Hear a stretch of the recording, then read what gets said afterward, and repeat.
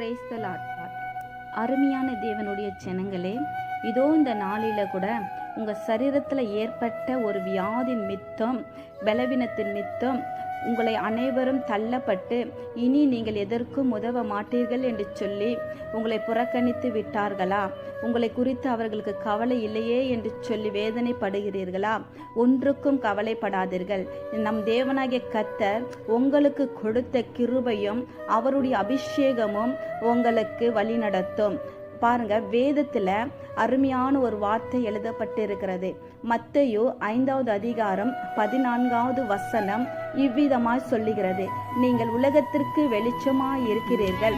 மலையின் மேல் இருக்கிற பட்டணம் மறைந்திருக்க மாட்டாது.